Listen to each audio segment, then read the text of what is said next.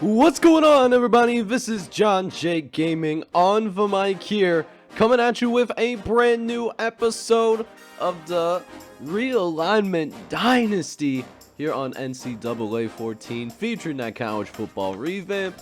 We got a doubleheader not only for us, but we're also going to check in on a couple of custom coaches here, man. So it's going to be a great episode. Should also have some really exciting action here, man, as we go. I believe this is our first road game of the year. I didn't realize the road game starting now. Yeah, we got a road game, man, and we also have senior day against Western Kentucky in this episode. But this Wake Forest squad, Wake Forest kind of nice, you know. They're 3-1 going into this game. B- is across the board. We're B-, B- ourselves. But we, of course, so gonna be rocking with them, man. So we might have to come out here, man, and show them what's up, man, because we are better than that 2-2 record that we're showing.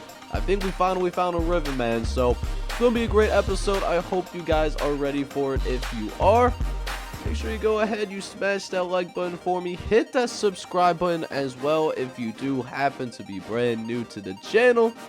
And with that, I will catch you guys on the field, and we'll get things going here, man. Let's see if we can make 2-0 happen. Alright, boys, so the defense takes care of business first, man.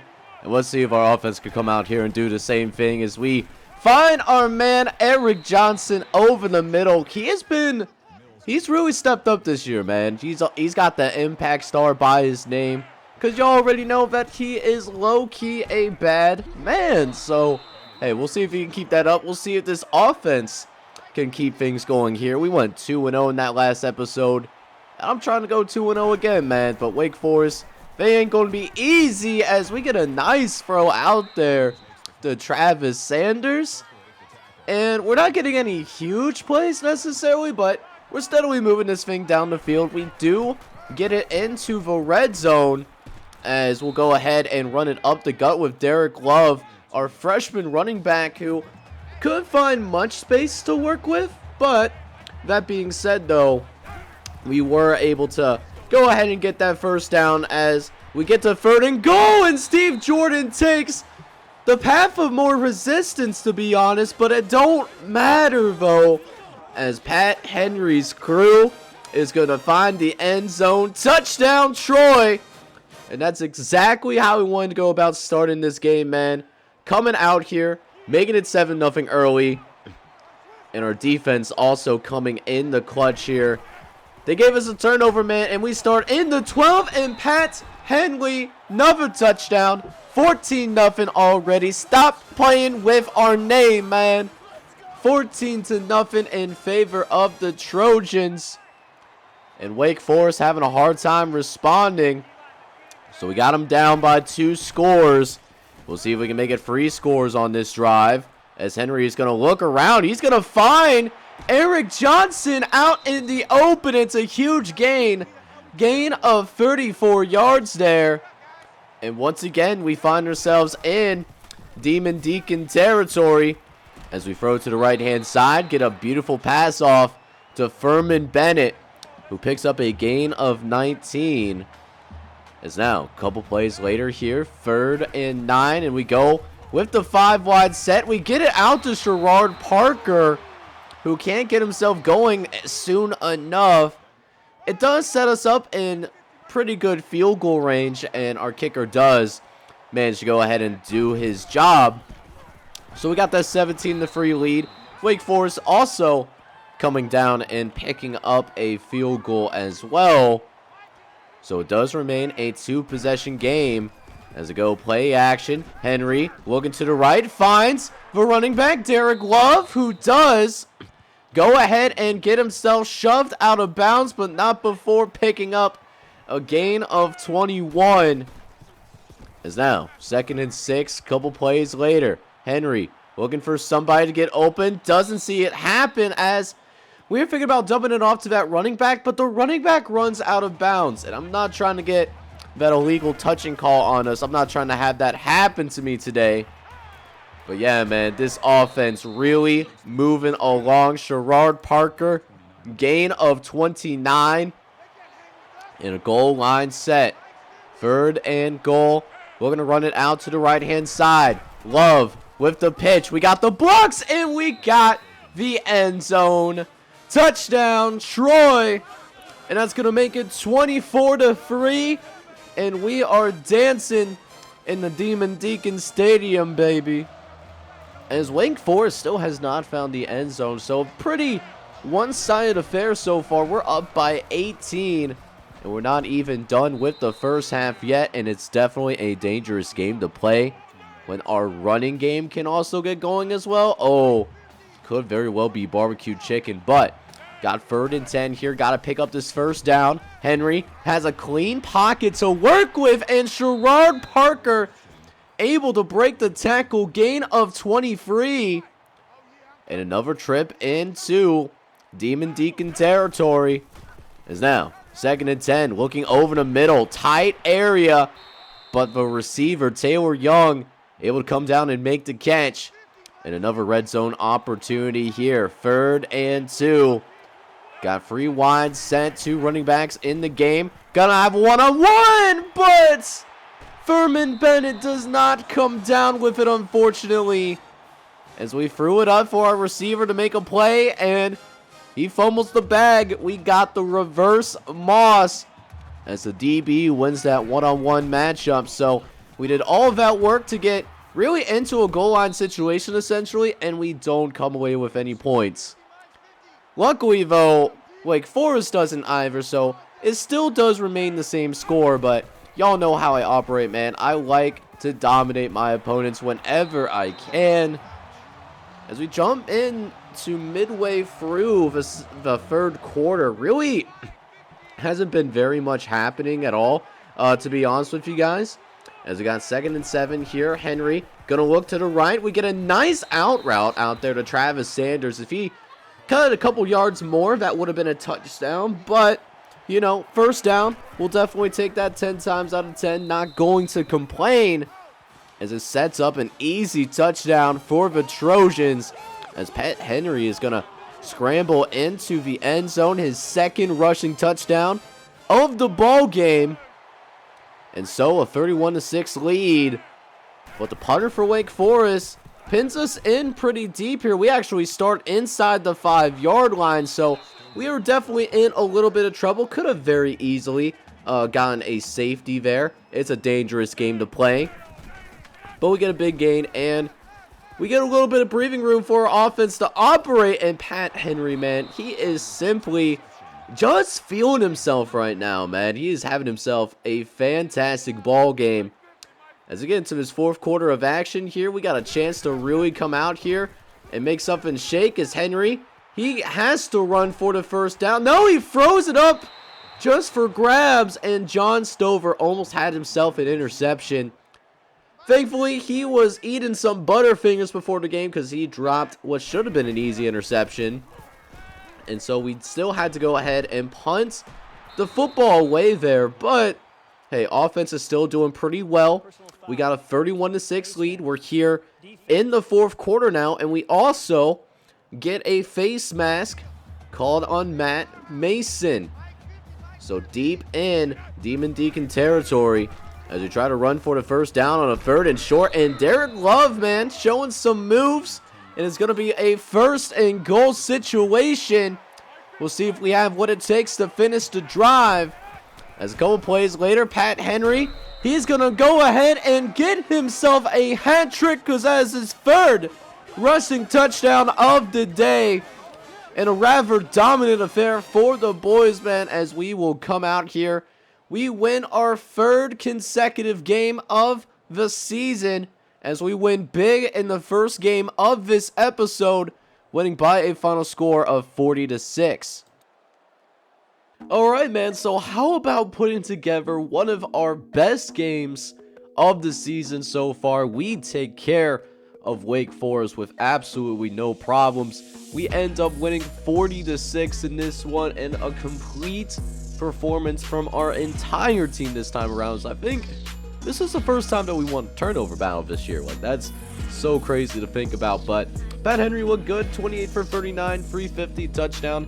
Did throw an interception, but it was a 50-50 ball that our receiver just did not win at the end of the day. Still a good performance. You know, we're making progress. We only threw 1 interception this time around. Maybe in the next game we could have 0 interceptions. That would be the true dream. But Steve Jordan, 13 for 63. He was okay. Pat Henry, however, you know, didn't get him a lot of yards. He was rattled by the sacks that we took. He only had 4 yards total, but did have 3 touchdowns in this one. So 4 total touchdowns for Pat Henry in this game. And then Derek Love, who, you know, got some playing time with the Steve Jordan injury. 11 carries, 46 yards, a touchdown to go with it. Not bad for a freshman that's seeing his first action in his collegiate career for sure. And then as for our receivers, you know, wasn't as reliant on the passing game, which is what I really love to see this time around. Furman Bennett did lead the group, 8 catches, 83 yards. He's been an absolute dog over the course of this season. Sherrod Parker and Travis Sanders had good games, but it was Steve Jordan that found the end zone through the air. 5 catches, 43 yards, a touchdown on the halfback screen that, you know, really set the tone for this game, man, and really great victory for our guys. So before we go ahead and jump into the second game of this episode, we go ahead and take a look at a couple of custom coaches that we are in this series with, as we jump in and see how the University of Central Florida is doing. If you're a UCF fan, please do not attack me in the comments. Forced to have it. We played with USF a lot in the previous series, man. But yeah, man, Justin Jones, he is now the defensive coordinator for the University of Central Florida. But his defense, you know, he switched from a 3-4 to a 4-3 defense in the past offseason. So his guys, you know, his guys needs a little bit of adjusting to do. I know it doesn't seem like that much of a change, but it changes how everyone on the field is going to line up. And Georgia Tech, they actually surprisingly missed the extra point here, but UCF is going to force a turnover here on defense. And this might be taken all the way back to the crib. No! It does not end up being a scoop and score, but the bounce house is really bouncing now. They get a touchdown out of it. And thanks to that defense, man, the Knights back in this game, but it won't be for long, though, as we have busted coverage. Jason Clark able to get himself wide butt naked open in the back of the end zone, and it will make this right back to a 2-possession game as we now go ahead and jump into the second half of action between these 2 ranked teams in the Deep South Conference. And special teams, you know, Justin Jones preaches that down at the 40, the 30. Somebody get his mama, because there goes that man. Touchdown Golden Knights as Lee Jackson single-handedly gets his guys right back into the game. That was something that they really desperately needed right there.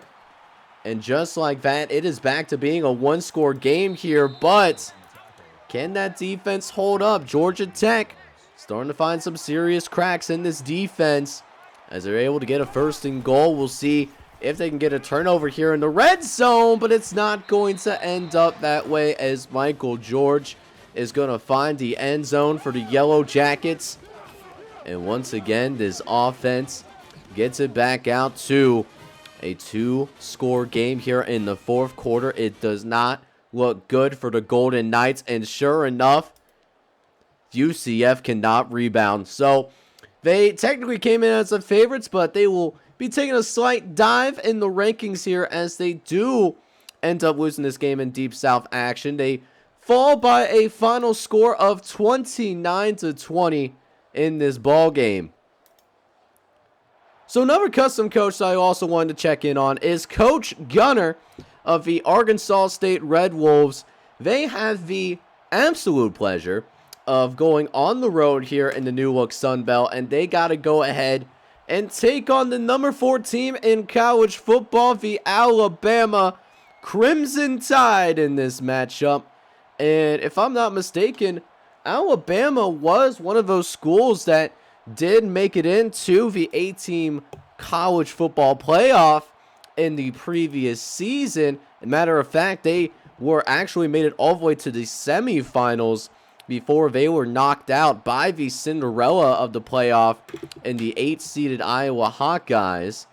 So Alabama currently on the revenge tour, trying to get back to that college football playoff for the second time in this series in the last couple of seasons. And right away, Alabama trying to really go ahead and establish that run game. And Ryan Moore definitely doing just that, getting a 33-yard rush. So right away in Red Wolves territory, but Drew Davis is going to throw an interception here. And Arkansas State gets a huge turnover on defense. That's Trevor Ross, who's able to sit back and intercept the quarterback on the first passing play of the game. In Arkansas State, they're able to turn that around and get a field goal. So, hey man, I know it's early. I know we got a whole lot of football left to play, right? But a little bit of an upset alert potentially. I mean, I'm just saying, you never know. You never know. That's why you play the game. Even though Arkansas State, not nearly the same horses as what Alabama has. But, you know, it is what it is, though. As Alabama does drive it all the way down the field, looking to try to come up in there and retake the lead. And sure enough, Ike Carter is going to go ahead and do just that. Alabama now it's going ahead and taking an early lead here in the first quarter, now making it 7-3. As the Red Wolves will respond with a field goal. We'll see if they can go ahead and maybe come out here and retake the lead a second time. That would be huge here, considering Bryant-Denny Stadium, when it's filled how it is, when fans actually stick around past the first half, it could be a very challenging environment to play in. And you know, this young core of guys, they're finding that out the hard way. First turnover of the game, Will Smith able to intercept that football. And that's a tragedy, too, because, you know, you just throw that football away, you get a field goal, you get some points. And when you're playing a team like this, and you're as big of an underdog as you are in this particular game, you got to get as many points as you can get, right? Like, that's just how the cookie has to crumble. And right now, that not necessarily happening. Granted, it's still a close one. Tyrone Bennett's going to get a 28-yard touchdown. That will give the Tide yet another lead here. It's going to be 14-9 after we see the extra point kick. And, you know, Bennett didn't do anything too crazy, man. He just went out there, you know, he followed his blocks, and that's how my man got into the end zone. So 1:38 left to play in this first half. You know, got a chance to maybe, you know, cut the lead down a little bit. But Quinn Smith, the true freshman, he drops this pass. And I know Freddie Bowers is going to be credited with the interception there. But come on now. Like, you cannot possibly blame that on the quarterback. That's a tough look. And that's going to lead to another touchdown. That's one thing that you cannot do as an underdog. You simply cannot turn the football over. You can't do it. You absolutely cannot do that. That is not how you win, and that's not how you win on the road either. So we'll see if they can figure things out here, but maybe this Alabama offense really starting to find itself as a man got wide but naked open on the post pattern. And that was simply too easy for Drew Davis, who throws his third touchdown pass of the day. I mean, look at this replay. It seems like there was nobody necessarily around. You can't do that. And now the Tide are definitely rolling here, 31-9 at this point. We see yet another interception thrown by Freddie Bowers. This is definitely going to be a rebuilding year for Arkansas State, if that hasn't been made apparent already. I mean, this is not a very talented football team. You know, a team that's in the mid-70s and overall. Definitely on the lower end from that standpoint. But, I mean, they got some guys. They got some young, promising guys. Guys like 25 there, for example. Jacob Williams, who made that really nice interception. But, yeah, Alabama, you know, they win relatively easily. They do end up winning by a score of 34-9. Maybe when the core for the Red Wolves grows up, it could be more competitive in the future. So we get ourselves geared up and ready to go now for what is already our final home game of the year. Yeah, we all of our home games were loaded in the front end for this season, so that definitely was really rough for us. That's going to be a really rough second half, that's for sure. I mean, we still got to, we have 6 consecutive road games to end the year, so it is going to be a little bit difficult, man. I'm not going to lie to y'all. It is not going to be easy, but we're going to have to find a way to figure it out. We got, to try to go on the tear here, man, so we can get ourselves back into the top 10, get ourselves back to that top 25. But we take on Western Kentucky. Their C pluses across the board, not doing so hot actually. Only 1 and 3 so far this year. We're 3 and 2. We're B minus, B minus, of course, and then Western Kentucky C pluses across the board with Lee Corso rolling with us as well. So with that, I'll see you guys on the field, and we'll see if we can go ahead and go 2-0 in this episode. Let's go make it happen. Alright guys, so once again, that defense coming through for us here, and we come out here, first possession of the game, and it's all knotted up at 0 apiece. That's how I like to see things getting started up in here, man. As we got a 1st and 10 to work with. Henry, once it... What? Oh, baby. Alright, so that was supposed to go to 89 there in the corner. Somehow, that pass was just completely off. Like, it was not even close. I probably could have thrown at least a slightly better pass than that. And I ran Division III cross country. Like, I'm not an FBS caliber starting quarterback. But, yeah, man, needless to say, we're off to a slow start here, man. We turned the ball over 2 times in our first 2 possessions. Gotta be a little bit more patient here. That's really the key here. Like, we have more talent than Western Kentucky. Like, those big plays will eventually come for us. We just gotta wait for them to go ahead and open up, and just in the meantime take what's being given so that we can come out here and have a little bit more productive possessions down the line. Is now 3rd and 5. Got to pick up this 1st down here. Gonna try to throw it downfield, and that's also off target. Just wasn't near anybody. In a slow start here for Pat Henry. So maybe it's just one of those things where we got to get our quarterback into a rhythm here. See if this halfback screen will help us out here a little bit. And somehow Steve Jordan gets out of that, and Steve Jordan is going to also find a way to pick up the 1st down for us. That's the exact type of plays that we need to get our offense going. We'll see if it can help us get somewhere. As Henry gonna look to his right, he's gonna throw his thing downfield, and what a dive by Eric Johnson. 24-yard reception, and it goes for a huge 1st down. You absolutely love to see it, man. And a gain of 9 following that. Eric Johnson really coming through on this drive for sure. Is now 3rd and short coming up. Henry gonna look over the middle, gets it out to Derek Love, who gets absolutely lit up like a Christmas tree, but he will go ahead and hang on to that football.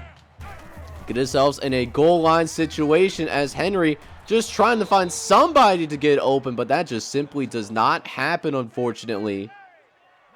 Is now we did get a field goal out of it, and actually, matter of fact, we also got a touchdown there as well. Defense really getting a pick 6 or something like that. I'm not exactly sure what happened, but what I did know what happened here, though, we able to get some breathing room, man. I was suffocating a little bit. I'm not going to lie to you, but we got some room to breathe. And now Sherrard Parker going to go ahead, and now we're going to make this defense suffocate a little bit as we get it inside the 5-yard line. Is now 1st and goal, gonna get it out to Eric Johnson, who finds the end zone. Touchdown Trojans in a 17-0 lead here, and we are raw dogging these guys early, taking a really dominant stance here. And we even have a chance to add more points on the board before we go into halftime. What a throw by Travis Sanders. Oh my. But we got 3 timeouts left to work with though. So we don't have to completely eliminate our running game. And Steve Jordan, you know, helps us out, man. 16-yard gain. And it helps set up a setup play here. We'll see if we can get a big play out of this as Henry stops back to pass. He's looking down to the right-hand side and just not a good decision. 3rd interception of the half for junior quarterback Pat Henry. And those turnovers, man, they are keeping the Hilltoppers in this ball game. And sure enough, they get a field goal before the half. So, listen, I mean, we're getting a ton of yardage in between the 20s, it seems like. But we're not finishing drives. And more alarming, we're turning this football over way too much. We got to do a lot better than that. As I know Western Kentucky is not that talented of a team, but it seems like, and this is for last year too, for whatever reason, they have played us tough here so far in this series. And Steve Jordan is going to go ahead and run it up the gut. And trying to follow that pile. The pile actually moves it forward just a little bit to pick up the first down. So now, inside the 35, we hand it off once again to Jordan, who has a nice cut and couldn't get away from the safeties, but a 20-yard rush this time sets up another red zone opportunity. Henry looks to the left and finds Travis Sanders in the end zone. Touchdown, Trojans. And back to being a 2-possession game once again. We will go ahead and take a 23-10 lead as we're back out on the field once again following that touchdown drive. Western Kentucky actually not able to respond once again as we try to pick up this first down here. We got a 3rd and long coming up, so we're going to employ a 5-wide set and hope for the best. Henry looks left. He finds Eric Johnson. Johnson got some room to run, and he's going to be pushed out of bounds in the red zone about the 20-yard line. As we got a 3rd and goal, or at least 3rd and 1. We're trying to make it a third, at least a 1st and goal, but we get stuffed on the speed option. Unfortunately, Brooks Jones does blow up the play. We do settle for a field goal, so we get some points out of that possession. But unfortunately for us, though, we do. It's still a 2-possession game as we finish the 3rd quarter on a pretty good note there. We get a really nice completion. So we go into this 4th quarter. We're up by 2 scores. And Pat Henry, he's going to get loose with it. Loosey-goosey, 18 yards. And so threatening once again. But can we finish? 3rd down. Henry, he's going to run the speed option. He's going to keep it himself. And is able to find that first down marker. Getting into side the 25-yard line. But facing 3rd down as Henry drops back again. He's going to get it out to his receiver. That's Nick Logan, who's, you know, he's down there on the depth chart, that's for sure. But, you know, that being said, you know, we're still getting points on the board. Western Kentucky does get a touchdown, but hey, we got a 2-score lead to work with. And we also get Travis Sanders open downfield. Another big play. As we now starting to get this inside 4 minutes here. So the coaching staff wants to continue to pass the ball, even though we really don't need to pass the football if we don't want to. I mean, we could start draining some of this clock anytime now. And we'll look to do just that with the run for Pat Henry. He holds on to the football. And another first down. And look at this, the Hilltoppers starting to go ahead and call some timeouts here. So now Henry with a chance to make something shake. No. Okay, that was one of those like no. Yes, good job. Because I was so scared that he was going to somehow fumble the football and give his team a little bit of breathing room, man. But nice presence of mind of You know, I was going to let him take the sack, to be honest with you, so we can keep this clock running a little bit more, or at least force him to use the timeout. But, hey, it works for the best, and, hey, we extend this winning streak up to 4 games.